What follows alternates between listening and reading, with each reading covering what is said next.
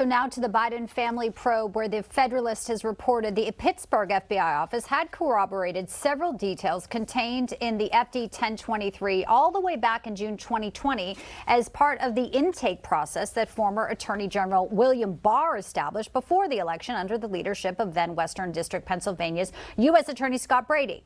Now, why is this important? Well, it comes as of last Thursday when Iowa Senator Chuck Grassley released a summary of the FD 1023.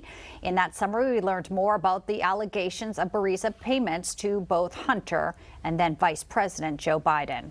Discussing this now is our panel. Joining us, former FBI Special Agent Jonathan Gilliam. He's also a former Navy SEAL. And alongside him, retired U.S. military intelligence officer Steve Rogers. Gentlemen, welcome to you both. Good to be with you. Very much. I'd like to get your reaction first off. This 1023, which had been the focus for months now. They could see it in a skiff. It was never classified. Finally, Grassley released his last week due to a whistleblower and protections. And now, wow, the FBI is sort of letting folks know we corroborated part of this. Jonathan, first to you, your reaction to that report from the Federalist. Is this a way for them to distance some of the alleged interference from the DOJ, perhaps?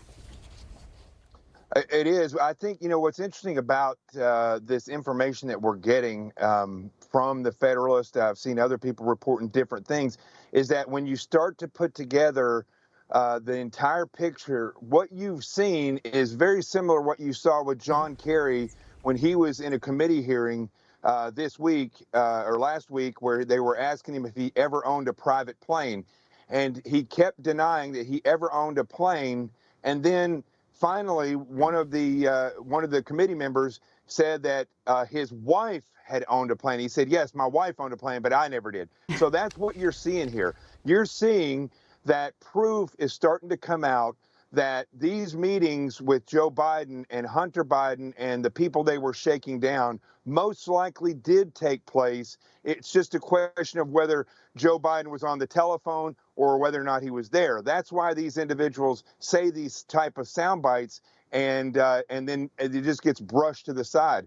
And you also see how few people it takes to cover up things that powerful people are doing inside the Beltway. One or two high-level supervisors can push an entire investigation to the side and hold it. And one or two, brave whistleblowers can come forward and talk as well. And we have Devin Archer, of course, coming in on Monday. Obviously, he's also facing jail time himself, so he has nothing really to lose.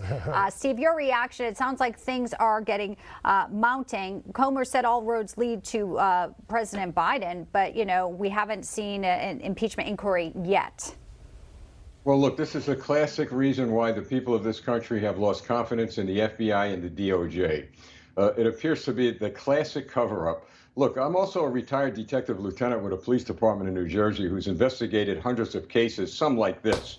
And I can tell you that in 2020, if you got 6 New York City police detectives on this case, there would have been an arrest and there would have been indictments already. Clear case of cover-up. The FBI is trying to distance themselves from this because they know what was going on here. And I've always said, look, when the ship begins to sink, everybody wants to jump overboard. And what we're seeing here are people in law enforcement now jumping overboard. They don't want to be on that sinking ship. Yeah, I mean, there's also a question of, who brought the cocaine in the White House. That's still, a mystery. Hey, Jonathan, in the time we have left, we have about a minute. House Speaker McCarthy suggested the idea of impeachment with Biden. I mean, the question is, would they even have the votes on that? Is that do you think that's a real possibility at this point? It could be, but I don't think impeachment really apparently doesn't really do much. What I'd like to see, and I mean this very seriously, is if the House, especially this particular committee, started developing their own sources, they get their own information validated, and they go to a judge. Skip the DOJ and the DOD, go straight to a judge that they can trust and present this information. No one's ever done that. And I don't see why they wouldn't be able to do that, to try to put some type of force onto some law enforcement agency that could carry this forward. And I think a judge or judges that see this information, if they develop themselves, they could have a home run. Certainly one theory there. That's a possibility. We'll see what plays out in the coming days. Got to leave it there. Wish we had more time. Steve, Jonathan, come back real soon. Gentlemen, thank you. Thanks, guys. Thank you. Thank you. All right.